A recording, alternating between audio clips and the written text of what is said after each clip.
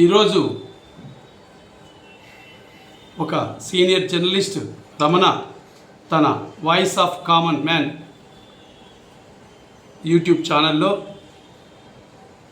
నన్ను, మధును, చలంబాబును జర్నలిస్టులుగా ఎన్నో అరాచకాలు చేస్తున్నామని, అలాగే వైశ్య సంఘంలో నేను, బిగుమల శ్యాము, ఆనంద్ గురూజీ వైశ్య సంఘాన్ని అడ్డం పెట్టుకొని ఎన్నో దందాలు నడుపుతున్నామని చెప్పి మా మీద ఒక తప్పుడు న్యూస్ ప్రచురణ యూట్యూబ్లో ఇవ్వడం జరిగింది. దాన్ని మేమంతా తీవ్రంగా ఖండిస్తున్నాం.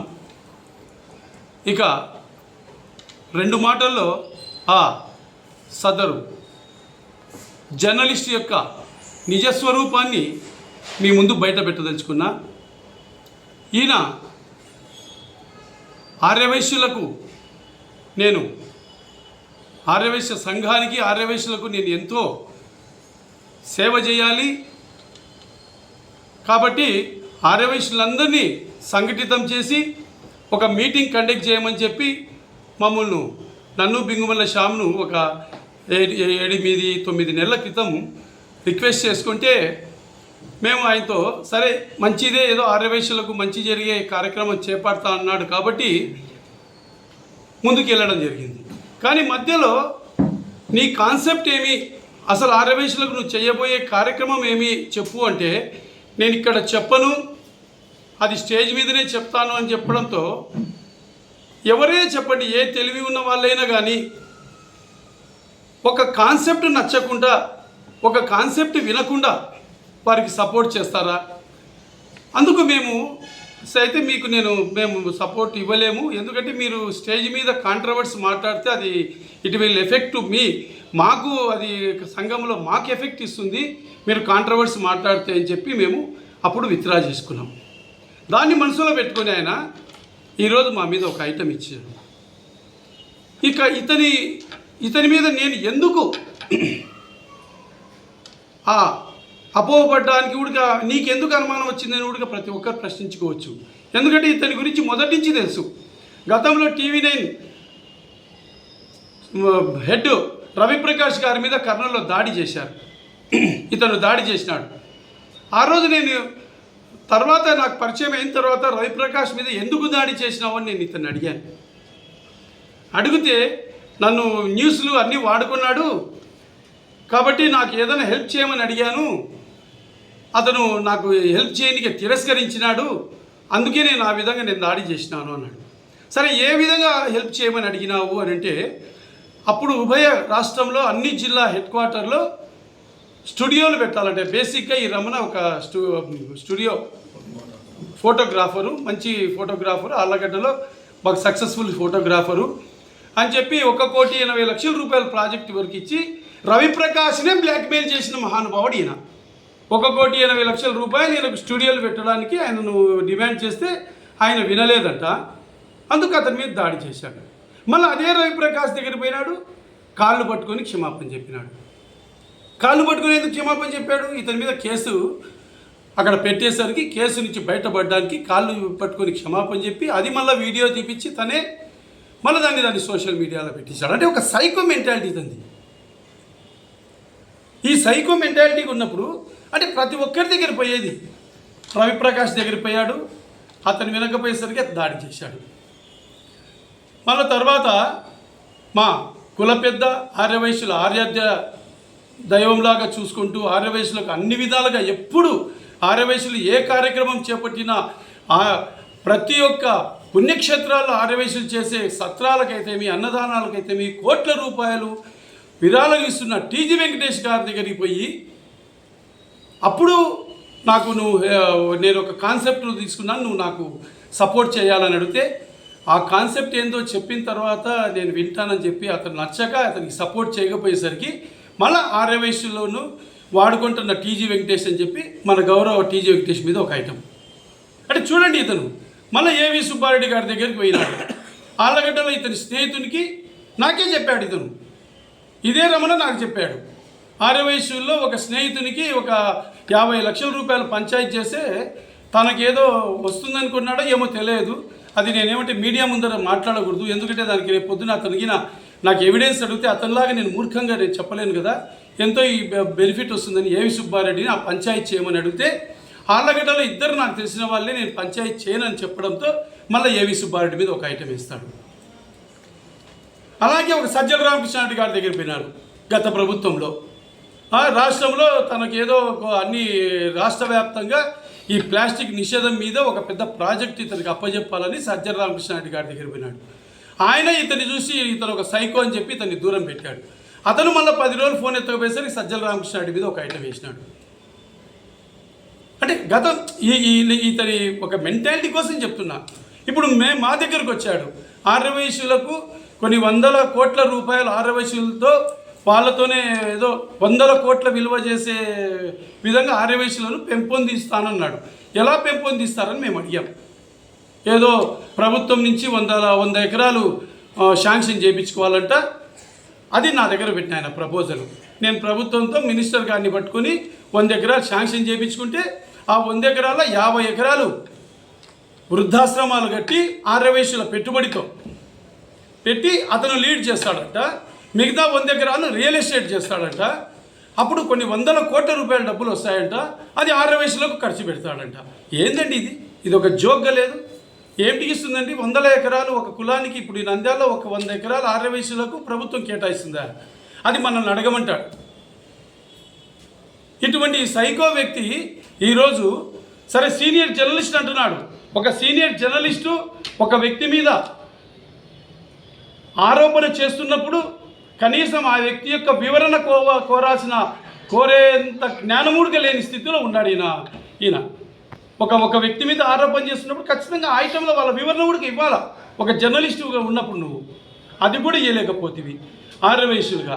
ఈరోజు చెప్తున్నా నేను, మళ్ళీ మేము నీకు సపోర్ట్ చేయలేదని చెప్పి మళ్ళీ ఒక 8 నెలల గ్యాప్ తర్వాత ఈ మధ్య జూన్ 30వ తారీఖున మన సౌజన్య ఫంక్షన్ హాల్లో నువ్వే స్వతహాగా అందరినీ కలిసి ఒక మీటింగ్ కండక్ట్ చేశావు.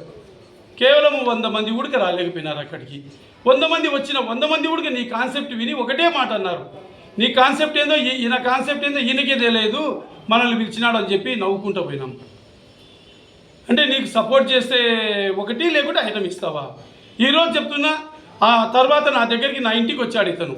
ఈరోజు నేను నా కులదేవత వాసవి మాత మీద ప్రమాణం చేసి చెప్తున్నా, రమ్మని చెప్పండి. ఈరోజు కూడా నంద్యాల వాసవి మాత దేవాలయంలో వాసవి మాత విగ్రహంకి ఎదురుగా నిలబడి ప్రమాణం చేస్తా. అతను రమ్మనండి, ప్రమాణం చేయండి. నన్ను వడ్డీ లేకుండా 5 లక్షల రూపాయలు డబ్బులు అడిగాడు. వడ్డీ లేకుండా 5 లక్షల రూపాయలు డబ్బులు ఇయ్యి నేను మీకు తర్వాత ఇచ్చుకుంటా అన్నాడు. సరే ఎప్పుడు ఇస్తావని అడిగా. ఇప్పుడు అప్పుడని కాదు, ఎప్పుడైనా సరే నా దగ్గర ఉన్నప్పుడు ఇస్తా అని చెప్పి అంటాడు. నేను 5 లక్షల రూపాయలు ఇవ్వడానికి నేను విముఖత చూపించా. ఎందుకు ఇస్తా అని చెప్పండి 5 లక్షల రూపాయలు అతనికి వడ్డీ లేకుండా నాకు ఇవ్వాలన్నాడు. గతంలో ఒకసారి నాకు కారు కొని అని చెప్పి వచ్చాడు నా ఇంటికి. ఇవన్నీ లేదని చెప్పండి అతని బిడ్డలను తీసుకురమ్మని, నా బిడ్డలను తీసుకుని వస్తా, అమ్మవారి మీద ప్రమాణం చేస్తాం, కాణిపాకంలో కూడా ప్రమాణం చేద్దాం. కారు కొనియాలని అడిగాడు.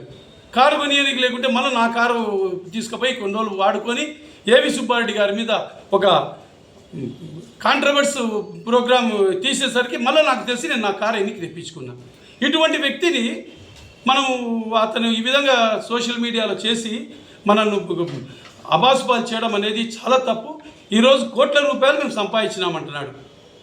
ఈరోజు గుండెల మీద చేసుకొని చెప్తున్నా, ఒకరి మోచేతి కింద నీళ్ళు, ఒకరి అన్యాక్రాంతమైన డబ్బులో ఒకరికి దగ్గర బ్లాక్మెయిల్ చేసి సంపాదించే హీనమైన స్థితిలో శ్యామ్ సుందర్ లేడు.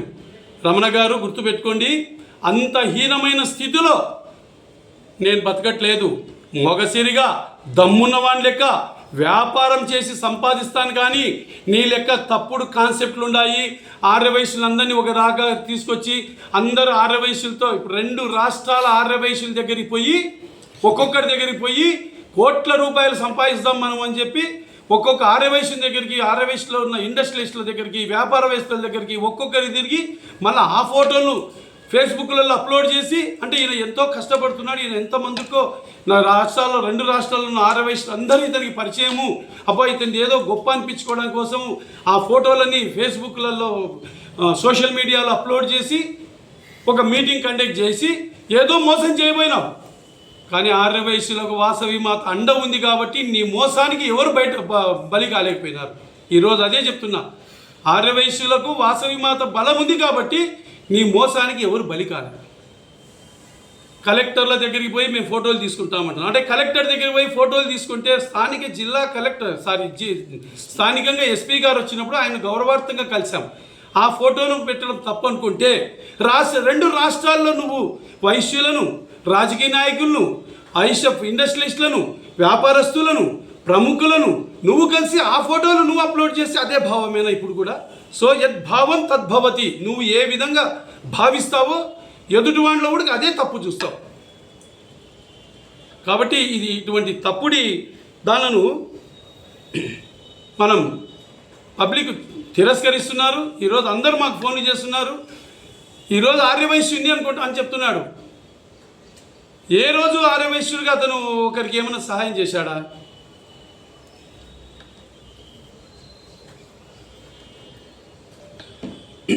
నేను కౌన్సిలర్గా కోట్ల రూపాయలు సంపాదించానంట. కోట్ల రూపాయలు సంపాదించడానికి ఒక కౌన్సిలర్ కోట్ల రూపాయలు సంపాదించగలడా లేడా అనేది నంద్యాలలో ఇప్పటికి 42 మంది కౌన్సిలర్లు ఉన్నారు. గతంలో కొన్ని వందల మంది కౌన్సిలర్లు పనిచేసినారు. నేను కొన్ని ప్రతిపక్షంలో ఉన్న కౌన్సిలర్గా కోట్ల రూపాయలు సంపాదిస్తానా? చూడండి అతని మూర్ఖత్వం. అతని యొక్క ఏ ఒక్క ఆరోపణ కూడా కనీసం బేస్ లేదు. బేస్లెస్గా మళ్ళీ నేను సీనియర్ జర్నలిస్ట్ను అంటాడు. ఆ కంప్యూటర్ మీద రాసుకొని ఆహాభావాలు చేసుకుంటూ ఐటమ్ ఇచ్చి గొప్పగా అనుకుంటున్నాడు ఆయన. ఈ మధ్య రీసెంట్గా ఆర్యవైశ్య సంఘంలో మమ్మల్ని గ్రూపులలో చేర్చండి అని చెప్పి మా ఇంటికి వచ్చి బ్రతిమలాడి ఆయన ఆర్యవైశ్య గ్రూపులలో జాయిన్ అయ్యి ఇప్పుడు మళ్ళీ నా మీద పోస్టింగ్ పెట్టాడు. అంటే గ్రూపులలో పెట్టనీకే బ్యాడ్ ప్రాపగాండా చేయనీకే. నువ్వు 5 లక్షల రూపాయలు డబ్బులు అడిగితే నేను ఇవ్వకపోతే నా మీద అపవాదు చేస్తావా? రైట్. ఈరోజు నీకు ఛాలెంజ్ చేస్తున్నా నేను. నీ కూతురు బిడ్డను నువ్వు తీసుకుని రండి, కాణిపాకంలో తడిబట్టల మీద నిలబడి నెత్తిన దీపం పెట్టుకొని ప్రమాణం చేద్దాం రండి. 5 లక్షల రూపాయలు నువ్వు అడిగినావా లేదా నన్ను? నేను ప్రమాణం చేస్తా. అంటే డబ్బులు ఇవ్వకపోతే నువ్వు మనిషిని దుర్మార్గుని అంటావా, తప్పుటోడు అంటావా? ఏ ఒక్క రూపాయి కూడా జర్నలిజంలో కానీ, రాజకీయంలో కానీ, కబ్జా రూపంగా కానీ, కులం పేరు చెప్పి కానీ నేను ఈరోజు ఏ ఒక్క రూపాయి కూడా అన్యాక్రాంతంగా సంపాదించలేదని చెప్పి నేను ప్రమాణం చేస్తా. ప్రమాణం వద్దు, నిరూపించగలిగితే నువ్వు నిరూపించగలిగితే గాంధీ చౌక్లో నీ పాదాలు కడిగి ఆ నీళ్ళని నెత్తిన పోసుకుంటా. లేకపోతే నువ్వు ఊరికే ఆర్యవైశ్య జాతికి క్షమాపణ చెప్పు చాలు. నీ ఒక సిగ్గుమాలినవా నువ్వు?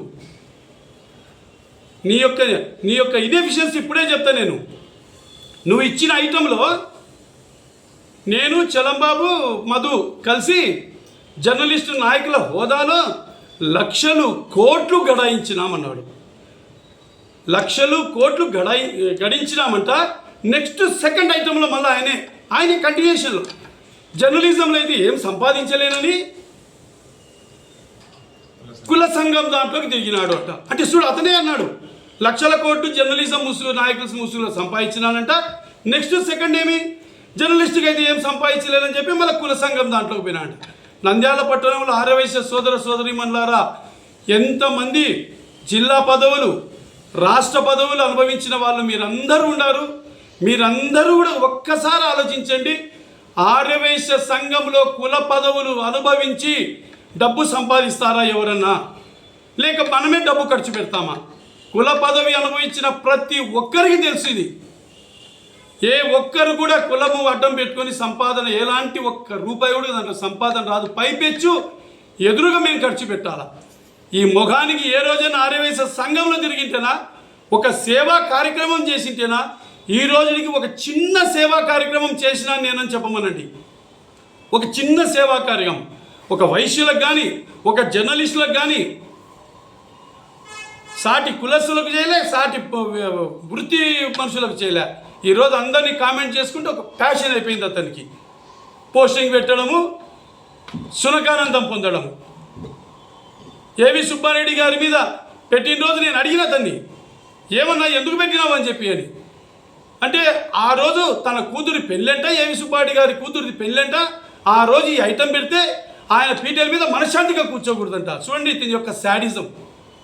నాతోనే చెప్పాడు. నాతోనే చెప్పాడు ఆ మాట. తప్పని అని చెప్పాను ఆ రోజు. ఇతని శాడిజం అటువంటిది. ఇటువంటి శాడిస్టును ఖచ్చితంగా ప్రజలే తగిన బుద్ధి చెప్తారు.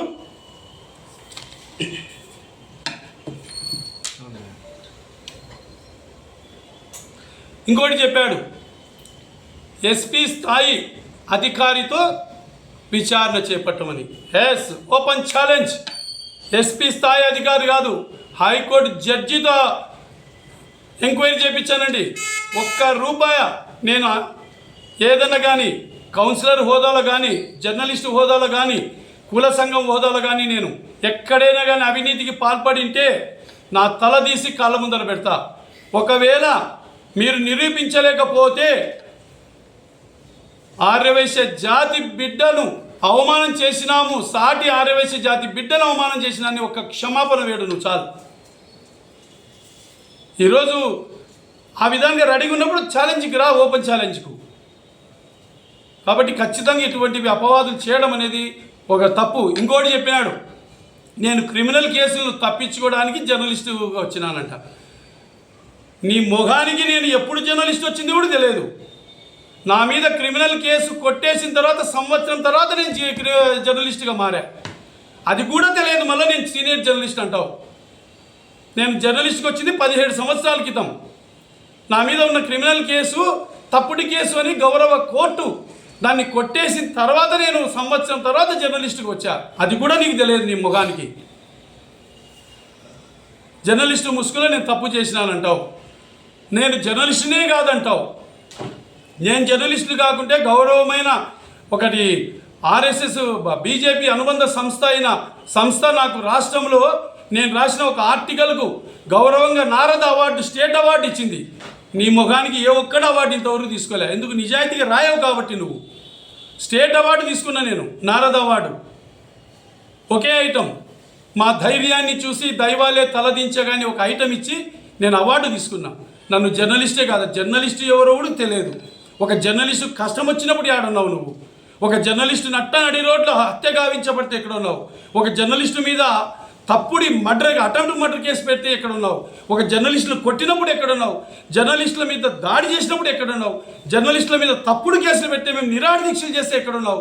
ఎక్కడో మూలన దాచిపెట్టుకున్నావు. నువ్వు ఈరోజు మాట్లాడతావు సిగ్గు లేకుండా. మళ్ళీ పైపెచ్చు దాన్ని ఫరూక్ గారికి అంటగడతావా?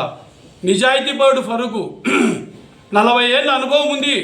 అతనికి ఎవరు మంచి వాళ్ళో ఎవరు చెడ్డవాళ్ళో నీతో చెప్పించుకునేంత హీన స్థాయిలో ఫరూక్ గారు కానీ ఫిరోజ్ గారు కానీ లేరు.